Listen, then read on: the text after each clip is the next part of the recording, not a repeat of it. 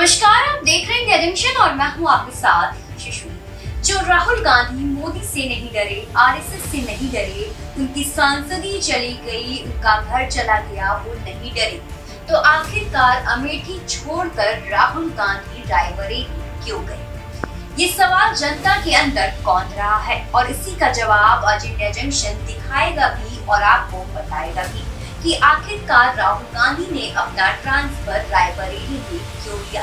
देखिए India junction की एक खास report, secret mission of Rahul. Lok Sabha चुनाव 2019 से लेकर लोकसभा चुनाव 2024 के बीच में 5 साल के अंतराल में रायबरेली और अमेठी सीट में तमाम आमूलचूल परिवर्तन होते दिखे।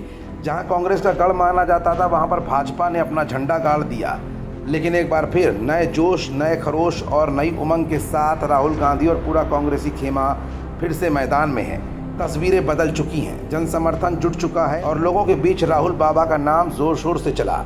नामांकन भी तगड़े तरीके से दाखिल किया गया और अब चर्चा ये हो रही है कि आखिर कांग्रेस के बाबा ने क्यों अमेठी से रायबरेली का रुख कर डाला।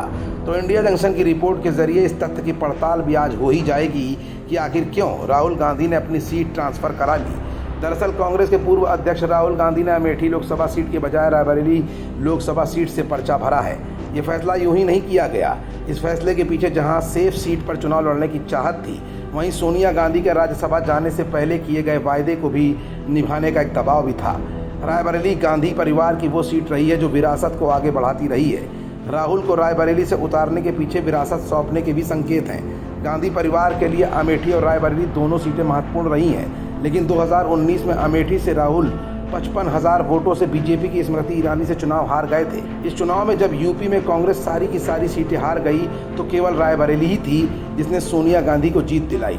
साल 2004 में सोनिया ने रायबरेली की नुमाइंदगी का फैसला किया था, जिसके बाद हर चुनाव में रायबरेली ने उन पर भरोसा किया। इससे अमेठी से ज़्यादा रायबरेली कांग्रेस के लिए सेफ सीट मानी जा रही है। फरवरी में सोनिया ने राजस्थान से राज्यसभा का नामांकन करने के बाद भावुक पत्र भी लिखा था, जिसमें उन्होंने रायबरेली के लोगों को साफ संकेत दिए थे कि यहाँ से उनका रिश्ता कभी खत्म नहीं होगा।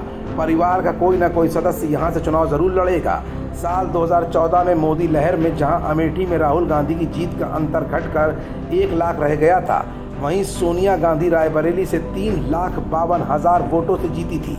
हालांकि 2019 में जब बीजेपी ने उनके सामने पुराने कांग्रेसी दिनेश प्रताप सिंह को उम्मीदवार बनाया तो सोनिया गांधी का मार्जिन कम हो गया और वो 1,67,000 वोटों से जीती, जबकि समाजवादी पार्टी और बहुजन समाज पार्टी उनके साथ थी। 2022 में रायबरेली की 5 में से 4 विधानसभा सीटें समाजवादी पार्टी के खाते में गई थी, जो अब कांग्रेस के साथ है। हालांकि समाजवादी पार्टी के ऊंचाहार से विधायक मनोज पांडे इस बार बीजेपी के साथ खड़े दिखाई दे रहे हैं और रायबरेली सदर विधानसभा में बीजेपी काबिज है। इसलिए राहुल को सोनिया की विरासत बनाए रखने के लिए थोड़ा पसीना भी बहाना पड़ेगा। सीट बदलने की वजह तो अब तक आप समझ ही गए होंगे, लेकिन सबसे बड़ी चुनौती कांग्रेस के सामने ये है कि इस लोकसभा चुनाव में इंडिया गठबंधन के तहत राहुल और अखिलेश एक साथ चुनावी मैदान में हैं।